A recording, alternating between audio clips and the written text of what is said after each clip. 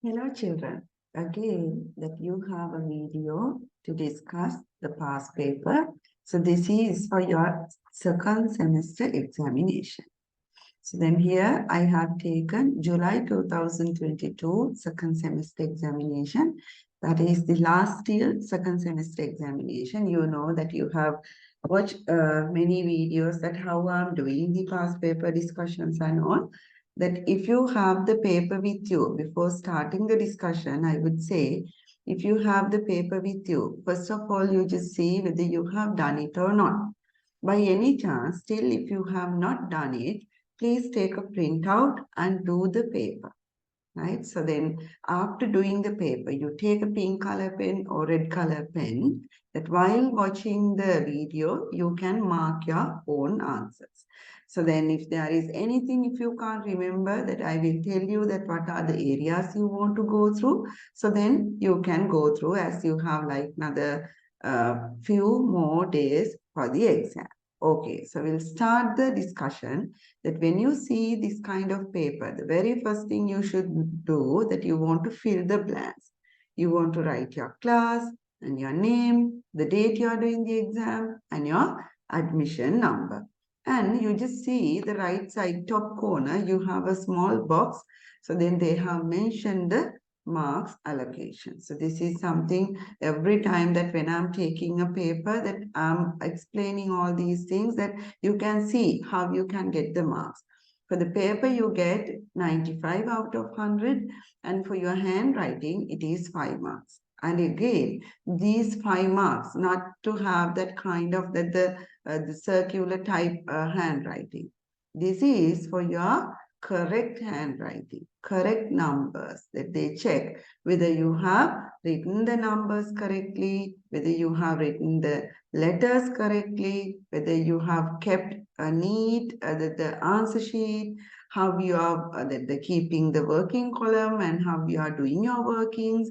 All these things will be considered to that provide you this 5 marks section. Okay, so then instruction, you want to answer all the questions in the spaces provided in this paper itself. And you want to show your workings where necessary. That some of the questions where that we can get the answer straight away, and some questions we need to do the workings. We'll move to part 1. There, question number 1 that we have 3 sub questions and you can see the marks. The right side, they have shown you the marks you can get for this question. It is 3 marks. So then you want to quickly get the answers. That is 16 divided by 4.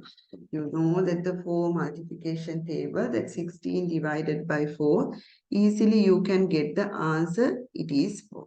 Right? Here you write, it is 4.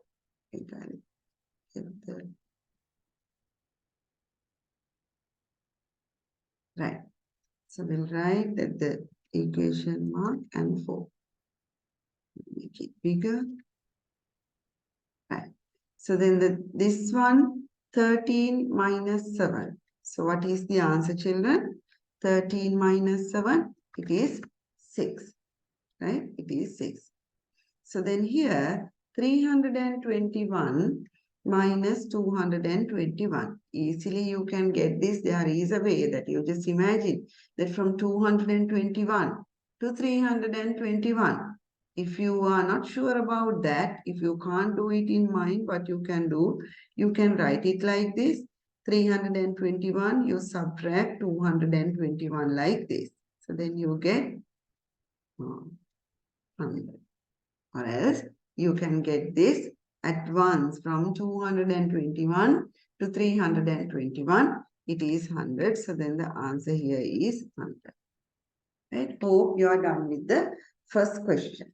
So then we'll move to the next one, that you have that 2.67 GBP or the sterling pounds, right? First of all, we want to get the relationship between the pounds and the pence, right? So here that I don't have this pound sign with my keyboard, therefore I just write it as GBP, Great Britain pounds.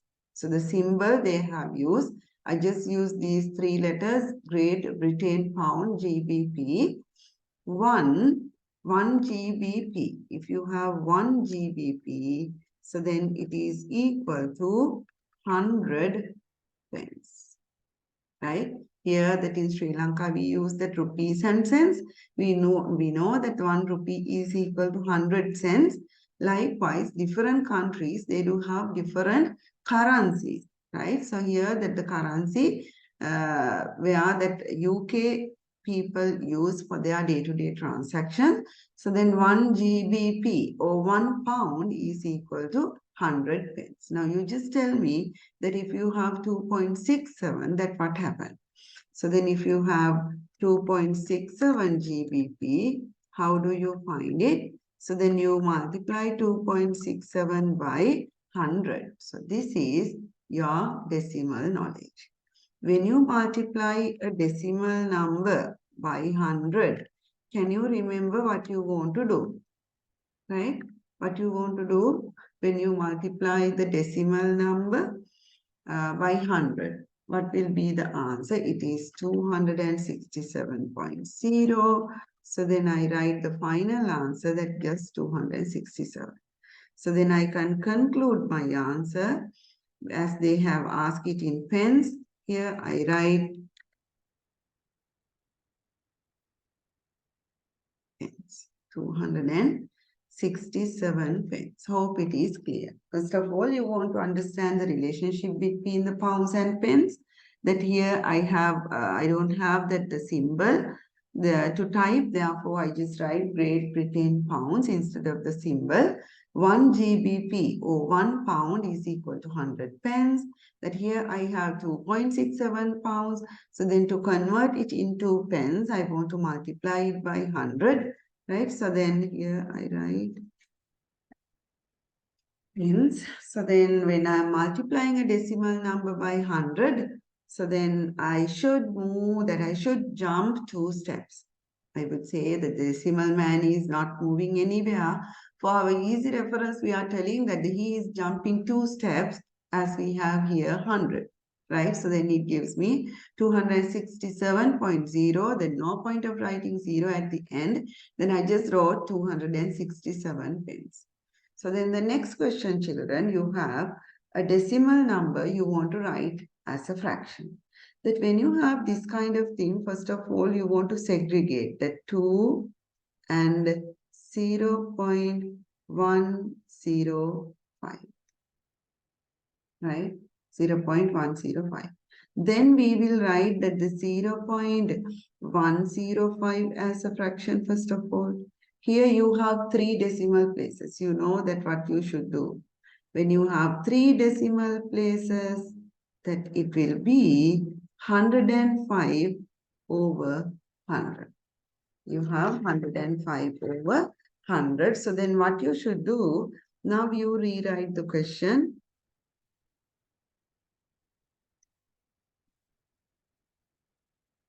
2 plus 105 over 1000. Then I can write this as a mixed fraction, 2 105 over 1000. By any chance, if you have written something like this, 2105 over 1000, that is also correct, right? As you have 3 decimal places, you know that when you convert this into a fraction, then we have 1000. That straight away you can write 2105 over 1000 because they have asked us to keep it as a fraction that you feel like to keep it as a yes, it is an improper fraction, but as that they have that they ask us to do it as a fraction, that you may write like this or you may write it as a mixed fraction. Both are okay. Then here the next one you want to write, you want to fill the blanks. So this is all about your factor knowledge. That when you have 40, what are the options you have, children? 1 times 40, then you have 2 times 20, 4 times 10, 5 times 8, then you have many options. You can use either of them. You can take 1 times 40, or else you can take 2 times 20, or 4 times 10, or 5 times. You can select that one of the factor pair here. But the problem here that you have negative 40, not 40. Let's say I'm going to select 5 times 8 factor pair, children. So then if I have that the 5 times 8 factor pair, see what I'm doing for negative 40, that either I can have it like this, 5 times negative 8, or negative 5 times, both gives me that, both answers that guide me to have negative 40. So I just write 5 times negative 8. So you may have written negative 5 times 8. Correct. That you may have written 1 times negative 40. Correct. So negative 1 times 40. 2 times negative 2. Negative 2 times 20. So then 4 times negative 10. Negative 4 times 10. So likewise that you have written, I hope all of you can understand what I meant here. So then first you want to get the factors of 40, then you can select any of the factor pair. But the problem here is we need to have negative 40. To have negative 40, what we should do, that one of the number should be negative. So then you can decide how you are going to present the answer. So then we'll move to the next one here, that again they check your decimal knowledge and how we are going to write these decimal numbers vertically to add this, right? So then here I write, you just see 2.31. I have 2.31. Then the next one 0.231. And next one I have 0.3. That whatever the number, children, right? The most important thing, you want to keep the decimal point like this. Then if you feel that there are some spaces, that you can fill them with zeros. It doesn't matter. Then you can add here 1 and here 4. So then here 8 and here 2. Right? So then you just write your answer. I put the equation mark 2.841.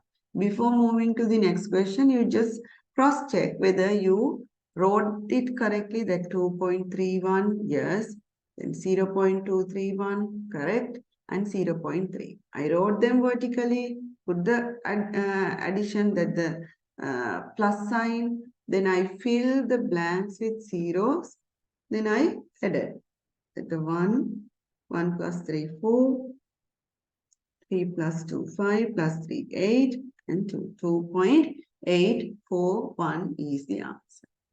So then the next one, question number 6. What is the sum of the 3 angles of a triangle? So it is a known, the theory, the angles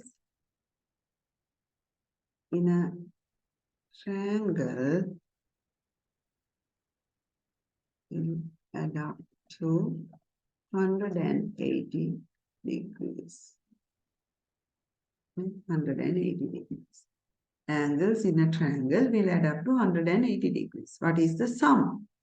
Sum, when you add them together, those 3 angles, you know, in a triangle we have 3 angles. When you add them, so it is 180 degrees. That you can write it like this, 180 degrees. Sorry, that is also correct. Sorry. Right? So then we'll move to the next question. This is a very popular question where you want to understand this. See how I am going to approach this. That 26, I'll write it in bigger font, right? 428 equal to 11,120. They have calculated and given us. Okay.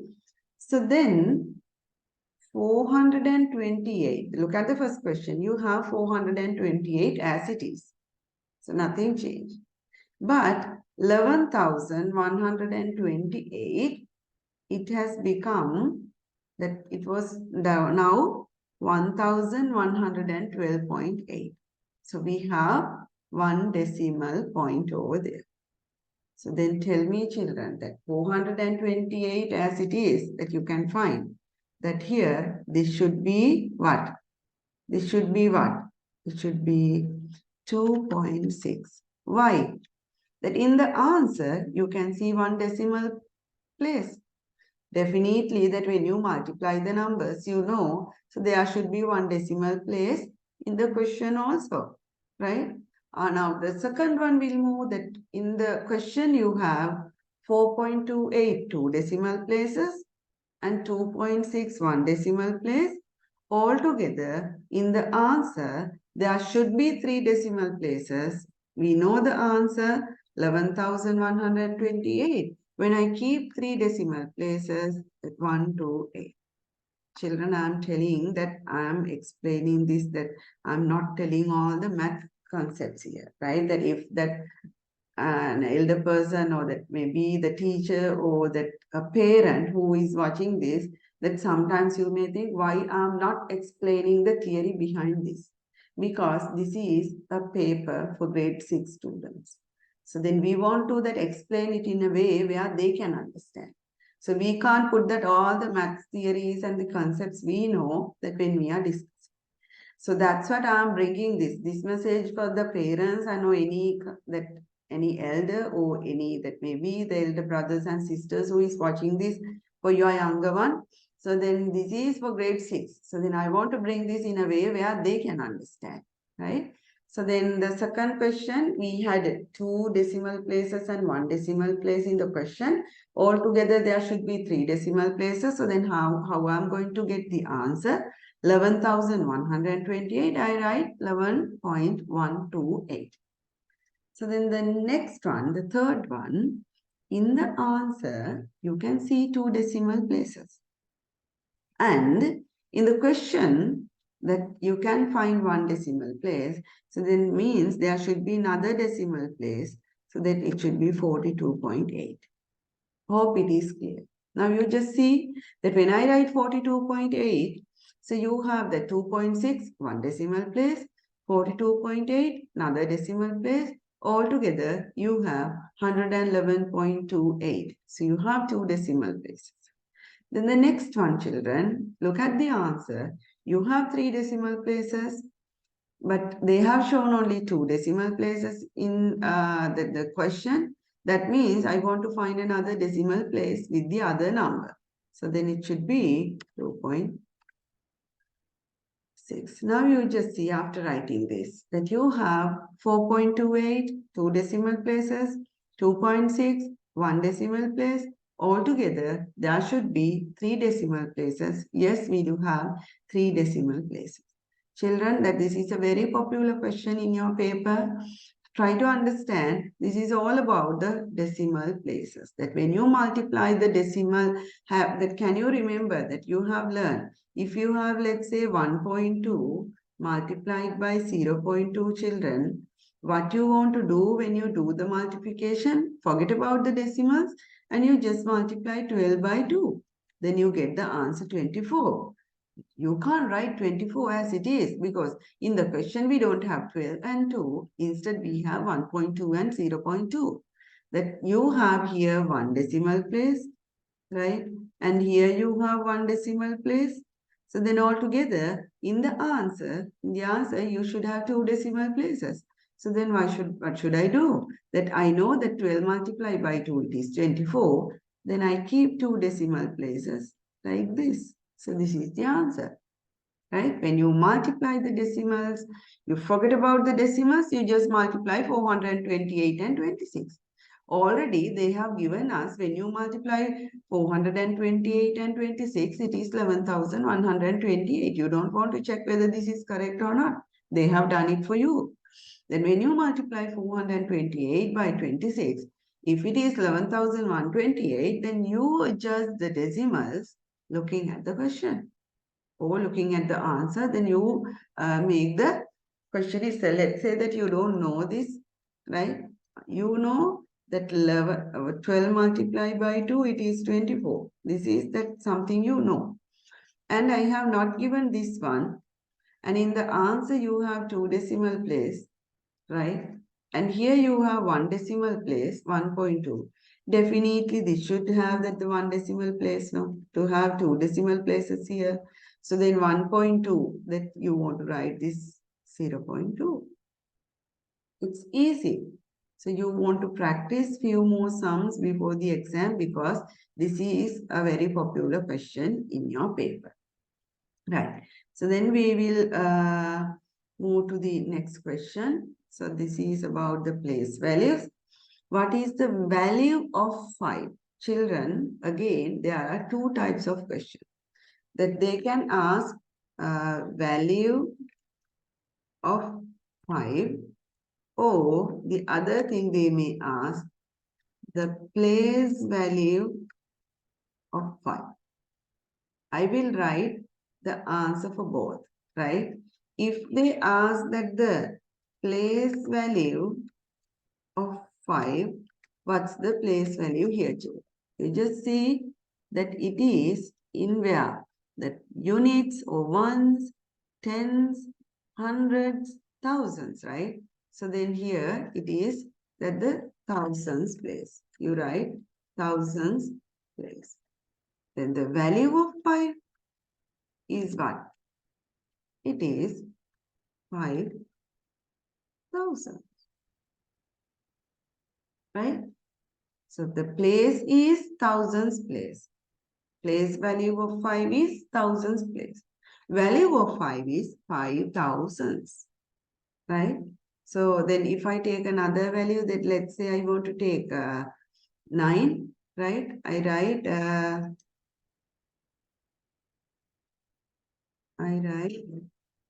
place value of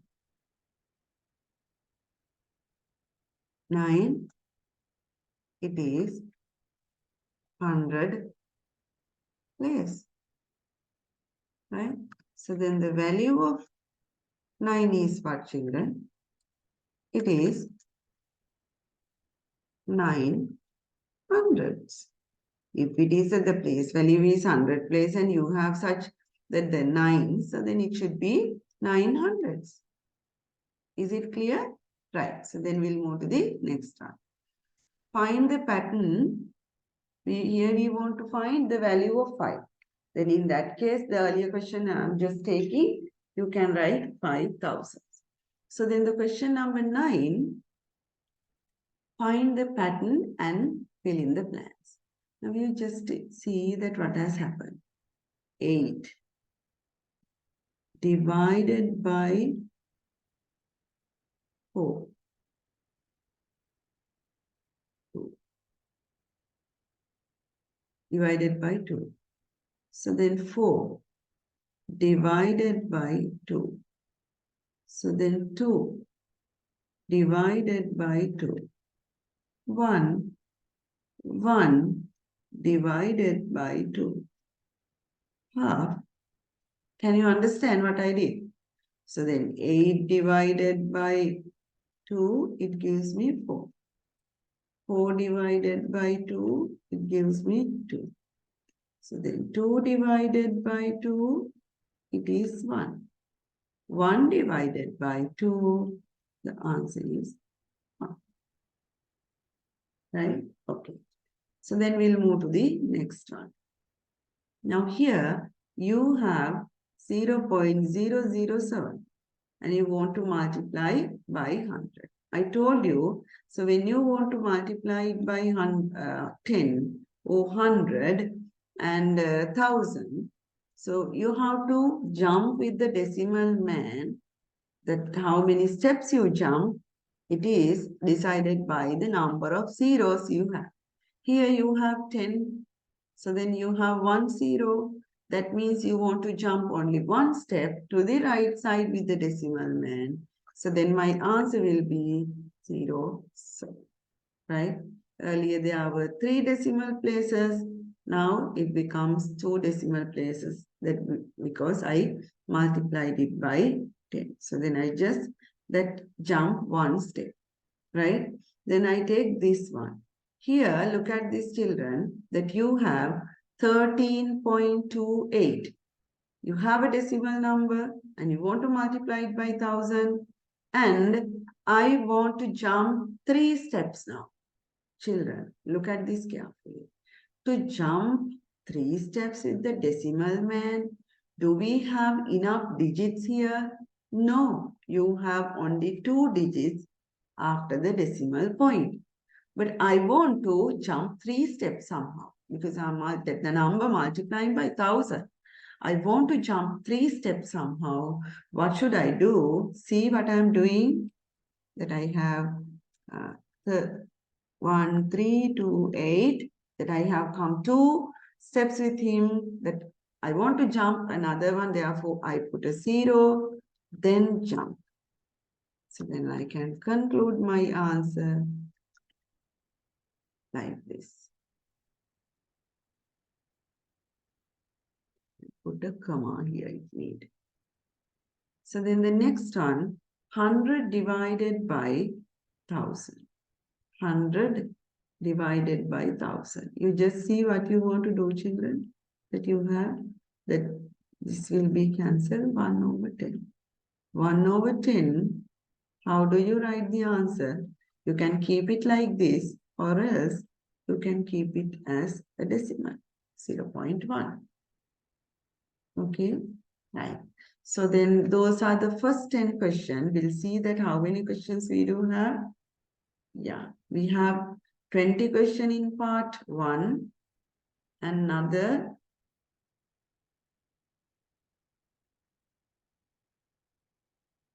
9 questions in part 2. So then as the video is getting longer, I will stop here now, right? So then I will take the next video to discuss the part 1, the other 10 questions. Then it's easier for you. Otherwise, that you are little ones that you can't get such that the long video. Therefore, I'll stop this now and bring another video to discuss question number 11 onwards. Okay, children, so keep in touch. So after this, you will get the next video for question number 11 to 20. See you then.